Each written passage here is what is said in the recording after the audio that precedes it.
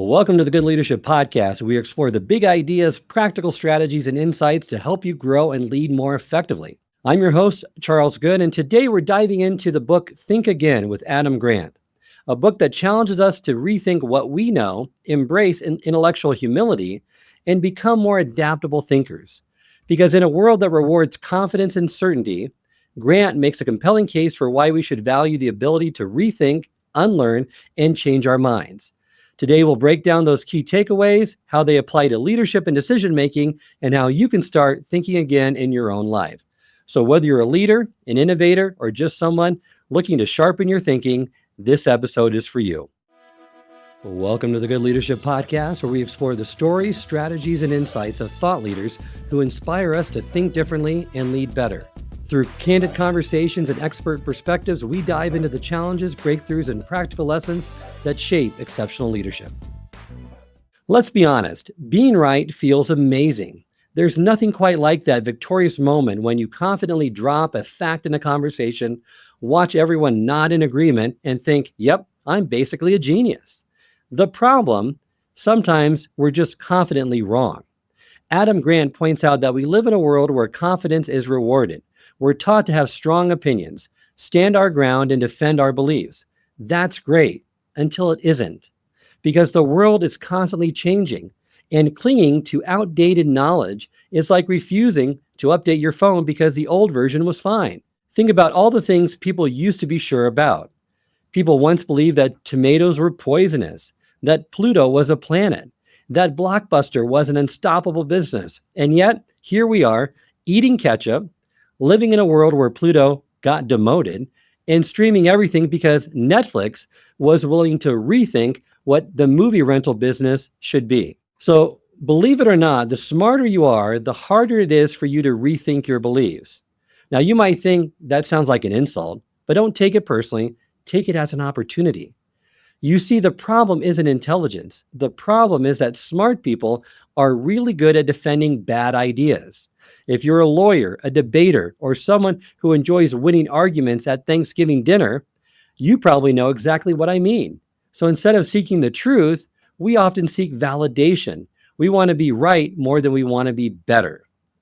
Adam Grant explains that most of us slip into three mental traps that prevent us from rethinking. First is the preacher mode. That is when we defend our beliefs as if they are sacred. You know, that person who refuses to believe pineapple belongs on pizza. That's the preacher in action. The next mode is the prosecutor mode. Here, we're focusing on proving others wrong rather than examining our own views. This is your classic, I'm right and you're an idiot mindset. The third frame is the politician mode. This one's all about seeking approval. Instead of focusing on what's actually true, we say what sounds good to keep our audience happy. And then there's the fourth mindset, the one that we should be adopting, which is the scientist mode. Unlike the preacher, the prosecutor, or the politician, the scientist doesn't get emotionally attached to their opinions. Instead, they test their beliefs, just like they test a hypothesis. And if evidence changes, well, they change their views as well. So here's the real takeaway. Detach your identity from your opinions. You're not your political views. You're not your job title. You're not your favorite sports team. If you define yourself by what you believe rather than how you think, you'll never grow. And let's be real. If you haven't changed your mind about something important in the last year, you're probably not learning enough. Now let's talk about confidence, specifically misplaced confidence. You know, that one friend who suddenly becomes an expert in epidemiology after reading one Facebook post. Or the uncle who's convinced you he could run the country better than the elected official despite struggling to operate his TV remote. That's the Dunning-Kruger Effect in action. It's the delightful psychological phenomenon where people who know the least tend to be the most confident. Basically, if you know nothing about something, you don't even realize how much you don't know. It's like being the first rung of a very tall ladder and thinking, wow, I can see everything from up here. But here's the scary part. The smarter you are, the more likely you are to fall into this trap in certain areas. That's because, once again, intelligence often helps us recognize patterns, but it also means you're better at justifying your incorrect assumptions. In short, smart people sometimes end up using their intelligence to build better excuses for their ignorance. So, how do we escape the Dunning-Kruger trap? Ask yourself, could I explain this to a 5-year-old? Be willing to say, I don't know. And surround yourself with people who will challenge you. Because real intelligence isn't about knowing everything, it's about knowing what you still have to learn. Now, most people hate being wrong. It's uncomfortable, it's embarrassing, it makes you question everything. But here's the twist: being wrong is actually awesome. Adam Grant argues that the goal isn't to never be wrong, it's to recognize when you're wrong faster. Because the faster we realize we're wrong, the sooner we can get less wrong. And the problem is our inner dictator. What do I mean by this? Well, when someone challenges a core belief that we have, our brain treats it like a physical attack. We get defensive, we shut down, we start arguing like a lawyer trying to win a case instead of a scientist trying to find the truth. This is thanks to what psychologists call the totalitarian ego, or our inner dictator, that hates admitting fault and loves self-justification. It protects your self-image by feeding you comforting lies, like, you were totally right about this. This study that contradicts you, it's probably flawed, and anyone who disagrees is just uninformed. So how do you embrace the joy of being wrong? Well, detach your opinions from your identity. Act like a scientist, not a preacher or a prosecutor. Scientists don't fall in love with their ideas, they test them, and when experiments fail, they update their thinking. And seek out intelligent people who disagree with you. If everyone around you agrees with you, you're in an echo chamber. Find people who challenge your assumptions, not just confirm them. Because as the Nobel Prize-winning psychologist Daniel Kahneman says, being wrong is the only way I feel sure I've learned something. So the next time you realize you're wrong about something, don't freak out. Instead, celebrate it. Because every mistake is just an opportunity to upgrade your brain's software. So let's be honest. Most of us also suck at handling conflict.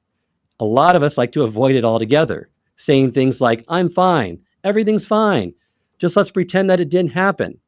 While others go nuclear over minor disagreements. How dare you like pineapple on pizza? But here's the thing, conflict isn't the problem, it's how we handle it. There are two types of conflict. The bad type, which is relationship conflict. This is when disagreements get personal. Instead of debating ideas, people start attacking each other. The other type of conflict, the good type, is task conflict. This is when people challenge ideas, not each other. They argue passionately about the best solution, not about who's right. The best teams don't avoid disagreements. They lean into them in a productive way. So how do you argue smarter, not louder? First, frame disagreements as debates, not fights. If someone says, I disagree, our natural instinct is to dig in. But if we say, hey, let's debate this, then we more likely will engage with curiosity instead of defensiveness. Second, surround yourself with disagreeable givers. These are the people who challenge you not because they enjoy arguing, but because they want to make you better. Think of that brutally honest friend who tells you that your haircut isn't working for you. And three, embrace the illusion of explanatory depth. Ever noticed how people who claim to be 100% sure of something often struggle to explain it in detail? That's because we all think we know more than we actually do. The next time you argue with someone, ask them to explain how something works, because at the end of the day, healthy conflict isn't about proving who's right. It's about getting to the right answer together. Now let's talk about winning arguments without fighting. If you've ever tried to convince someone they're wrong and ended up in a shouting match or a stare down out of pure stubbornness, welcome to the club. Changing minds is hard, and it turns out that arguing harder doesn't actually help. It makes things worse. So let's break down how expert negotiators, aka people who don't throw plates at Thanksgiving dinner, handle debates differently from the rest of us. First, they find common ground. Instead of jumping straight into why that person is dead wrong, they start with agreement. Next, they ask more questions. The more questions you ask, the more someone has to think about their position. Instead of telling them they're wrong, get curious. How did you come to that conclusion? What evidence would make you change your mind? And three, They don't attack weak points, they build strong ones. Most of us use straw man arguments, tearing apart the weakest version of the other person's stance. Instead, expert negotiators use the steel man approach, strengthening the other person's case before addressing it. Why, you ask? Because it makes the conversation feel fair instead of a verbal fistfight. And here's a mind blowing fact: when people feel like they've been heard, they are actually more open to new ideas. So the next time you want to win an argument, stop trying to win and start helping them to think. All right, let's talk about why people love putting people into neat little boxes and why that's a problem. Have you ever met someone who says, "Oh, I can never be friends with someone who is this," or "All millennials are lazy," or "People from New York are just plain rude"? Stereotypes are mental shortcuts. Our brains love them. They save time and they let us process information quicker. But the problem is they also are sometimes wrong. Adam Grant explains that stereotypes don't just make us biased, they make us blind. We stop seeing individuals and only see categories. And once we form a stereotype, our brains filter out information that contradicts it. So, how do we break free from stereotypes? Here are three strategies. First, find a common identity. A study showed that Manchester United fans were more likely to help an injured rival player if they were reminded that they're all soccer fans to begin with. When we expand our group identity, biases shrink. Instead of thinking us versus them, we think we. Two, challenge your automatic assumptions. If you believe all Gen Zers are addicted to TikTok, go meet one who's launching a startup. And three, ask people about their experiences instead of assuming you know them. Instead of relying on stereotypes, just talk to people. You'll be shocked on how much you can learn by actually listening instead of assuming you already get someone's entire life story. At the end of the day, rethinking stereotypes isn't about being politically correct, it's about being accurate. And the more accurate we are, the better decisions we're going to make. Now, have you ever tried to argue with someone who just won't budge? No matter what the facts you present are, they dig in even deeper. It's like they've decided that changing their mind is a personal failure. Why does this happen? Well, it's called psychological reactance. When people feel like their beliefs are being attacked, they defend them even harder. So instead of arguing, try motivational interviewing, according to Adam Grant. And you can start practicing with this technique by using these three steps. First, start with curiosity. Instead of debating, ask them how they form that opinion. People love talking about their experiences.